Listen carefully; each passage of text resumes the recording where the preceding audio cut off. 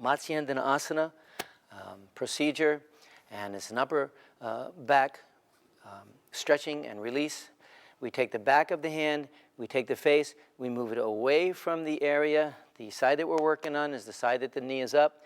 We bring over the arm like so, and we want to have it be a dance. So I want to use this leg, and using the mother hand and the child hand, the mother hand will remain here, creating an opening for the child to reach with the finger pads inside the lamina groove, allowing the body to settle back to the mat, and using that counterweight to diagonally move the ES muscle, the erector spinae muscle, away from the spine, and opening up the channel like that. Excellent for herniated discs, excellent for subluxations, excellent for any kind of spinal malalignment like that. Okay, and you want to keep it a dance, and you want to have lots of motion, noticing that my leg is going straight and also bending, and I'm pausing every once in a while and allowing that weight, that counterweight, to serve in my favor to move the erector spinae muscle away from the spine. There's a beautiful punctuation point to say goodbye to this procedure. And once we travel down, and it is okay to travel down with both hands like so, and reaching into the lamina groove. Your punctuation point, one hand on the ilium crest, one hand behind the scapula. There's a little notch back here, almost custom made. And stabilizing, getting the person to take a nice deep breath, and as they exhale, very, very powerful, opposite directions, and oftentimes there's that beautiful lumbar pop that just happened just there like so.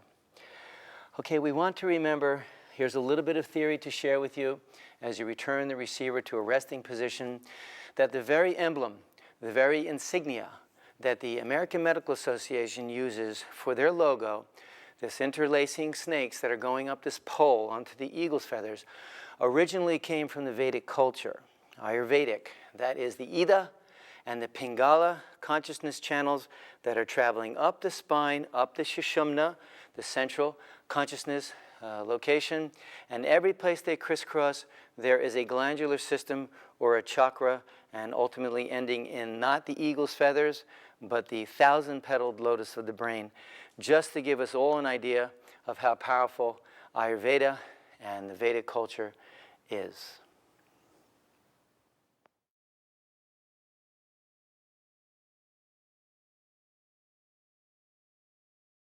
And I'll show you some techniques for the torso now. One of them is to do finger circles up the sternum like that, emptying it of that thin veneer of lymphatic buildup and opening up this chakra like so. You can do finger circles like that, opening up the area. And underneath here, we can bring down the muscles, pulling them away from the clavicle like so. There's a whole sequence here, and we, again, hold the pectoral muscles like that. We lift and we shake them, breaking up adhesions, emptying it of lymphatic fluids like so.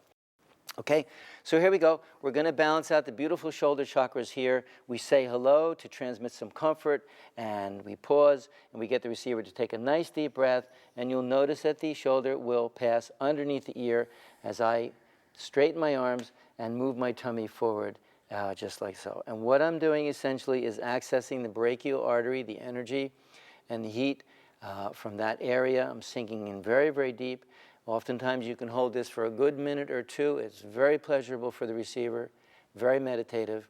And I release, similar to what we did on the legs with Urvi Marma, and I pause, and what the receiver is experiencing is this heat that has come to the surface and, of course, has gone back into the meridian system and has enlivened it, has brought life to it. These are dormant reservoirs of vitality. We go in, we access it, and we activate it. From here, we have the very, very beautiful experience, again, excellent for postural alignment, called a neck and shoulder lift. And it's position 1, 2, 3, 2, 1. We want to learn the subtle style, and we want to learn the dynamic style. The subtle style is all levers and pulleys, just sitting back and preparing the receiver for the more dynamic version of this. Back and forth, levers and pulleys. It requires no strength at all. Just like that. Anytime I want, I can always go back into shoulder chakra balancing. And now I'm going to do the dynamic version of this, where I instruct the receiver to let their cranium fall backwards gently, and levers and pulleys. Up I come. Position 1, 2, 3, 2, 1, just like so. Always important for me to be with Mula Bandha and to be surrendering to my breathing process and not so much surrendering to all the mental antics that are going on. Okay, just like that, saying goodbye the way we said hello, just like that. So many procedures to follow here.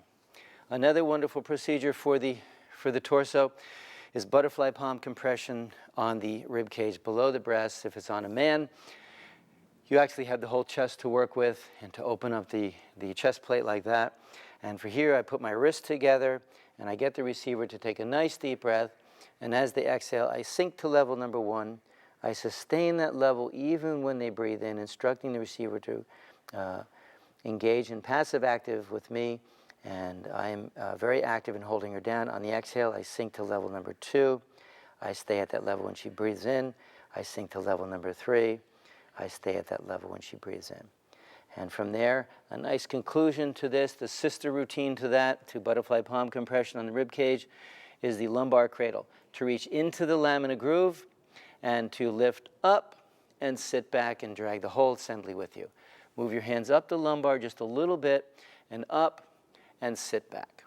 Returning to position number 1, and it's up and you sit back like so.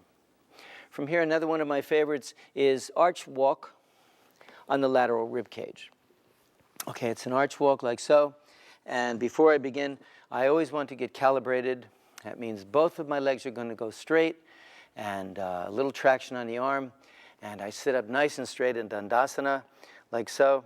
And you can work with both feet at the same time, inserting one foot into the soft tissue between the rib cage and the ilium crest. And to the best of your ability, see if you can access the tips of floating ribs 11 and 12. Taking your heel is a very delicious point, very stimulating, wonderful reflex point like that for abdominal balancing and integration. And then, of course, you use both feet.